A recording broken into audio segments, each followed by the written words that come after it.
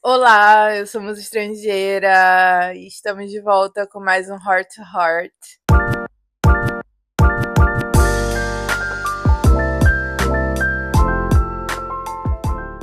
Bom, hoje a gente vai tomar um golinho da nossa bebida favorita para iniciar esse papo.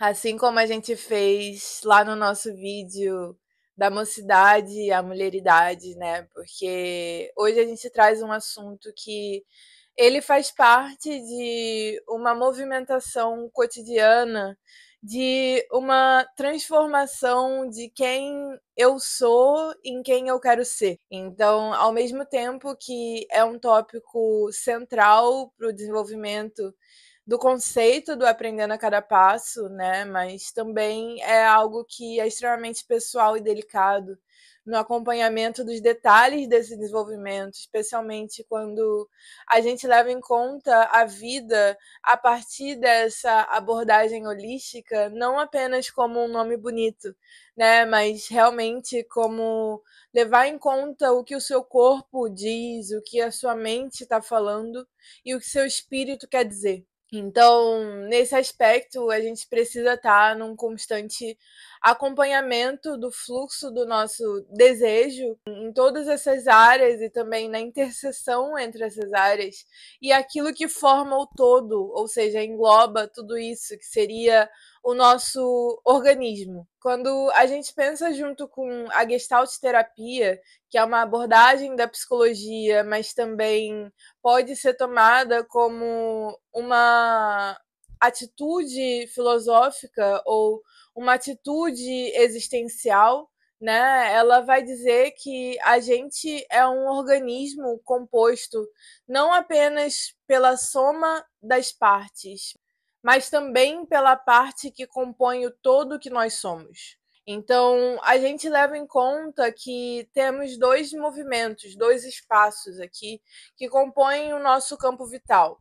Algumas das vezes a gente vai nomear esses dois espaços como figura e fundo, por exemplo, onde a gente vai colocar algum desses aspectos para o front da nossa mente ou da nossa percepção e as outras partes vão ficar para trás. É importante da gente notar, né, quando a gente está falando sobre um autoconhecimento sóbrio, a gente pensa a sobriedade como isso que diz respeito a você conseguir reparar na existência dos diversos elementos estruturantes e heterogêneos que fazem parte da realidade social, da realidade psíquica, dessa realidade coletiva e também imaginária, de uma maneira que a gente não necessariamente precisa se perder ou se misturar com esses elementos.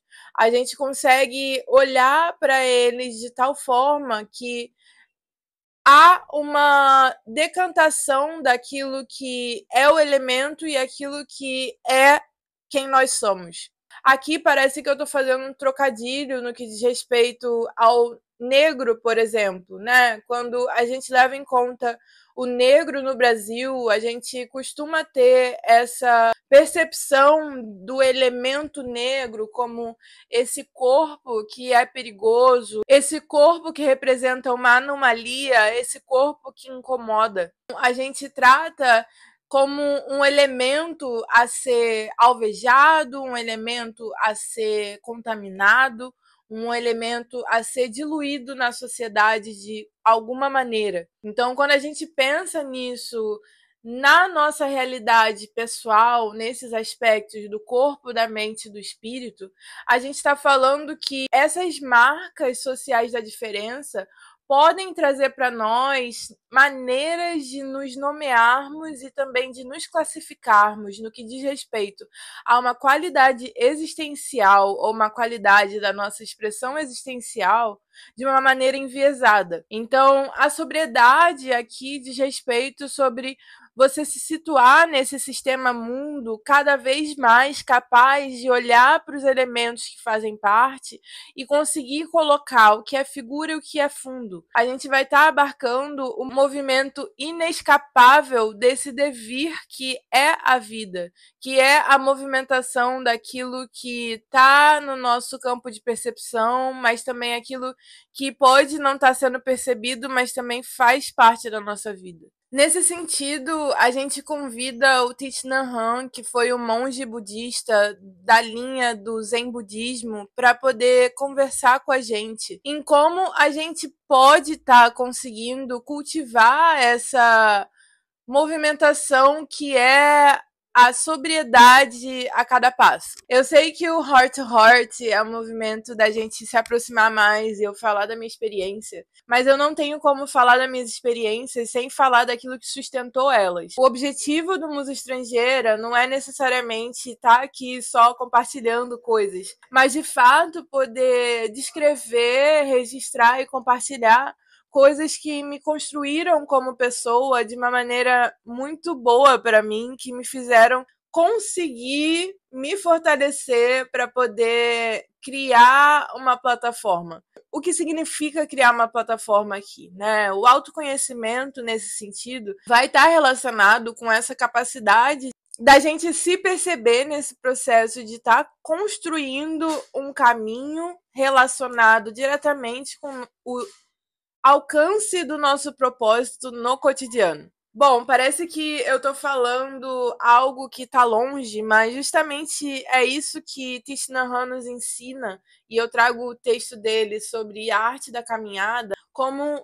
uma possibilidade da gente trazer para mais perto de nós essa maneira de pensar a existência. Uma maneira de pensar a existência que pensa que cada instante é valioso o suficiente para que nós estejamos presentes, ao menos plenamente o possível naquele instante, e assim cultivar uma atenção plena em relação a esses espaços que existem entre os elementos estruturantes, que existem entre os nossos sistemas, que existem entre as três esferas do cuidado holístico, que é o corpo, a mente e o espírito.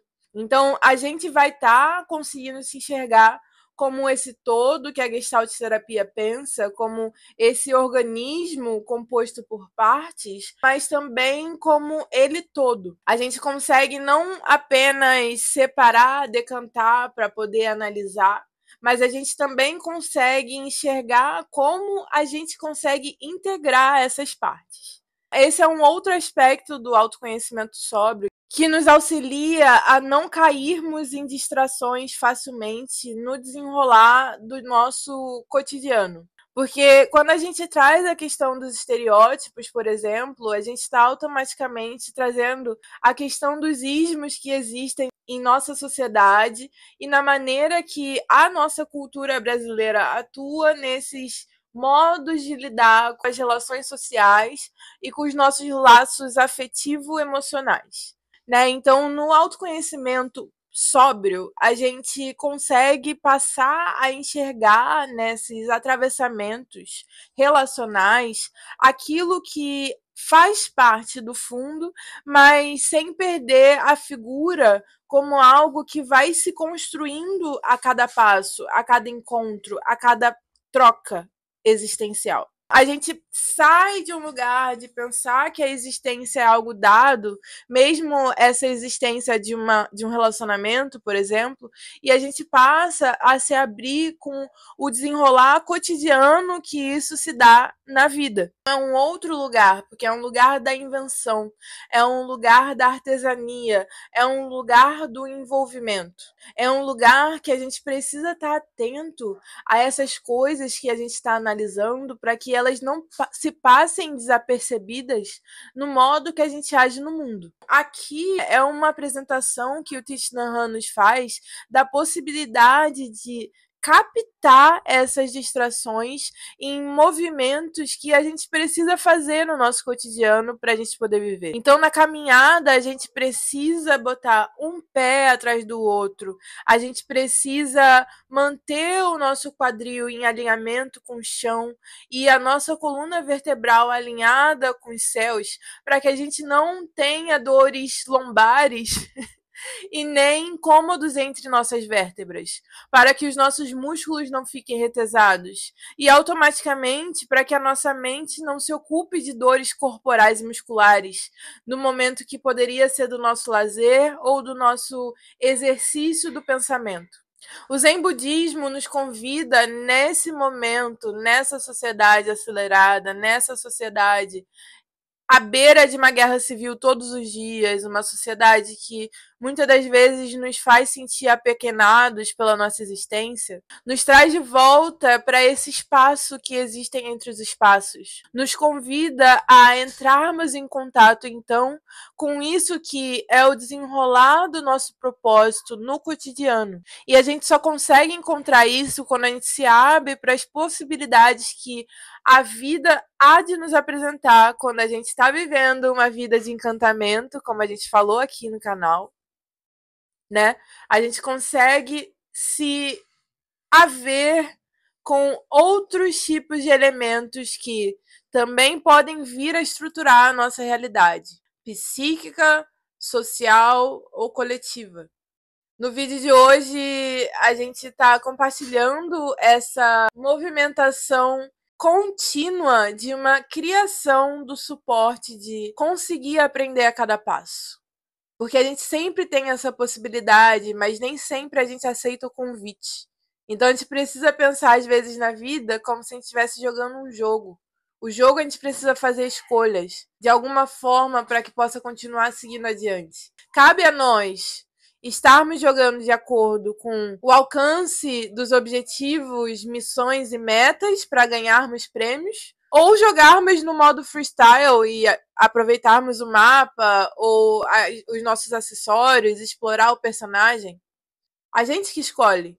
Mas depende de nós também cultivar o alinhamento que Maat nos ensina, que é o equilíbrio entre a pena de avestruz, que é o nosso discernimento, o nosso direcionamento interno, nossa bússola, e o nosso coração, que é por onde passa tudo aquilo que nós pensamos, como Catiúcia Ribeiro nos ensina. A cardiografia que se dá a cada vez que polimos as nossas palavras, seja no pensamento, seja nas trocas, seja na escrita, seja na produção audiovisual.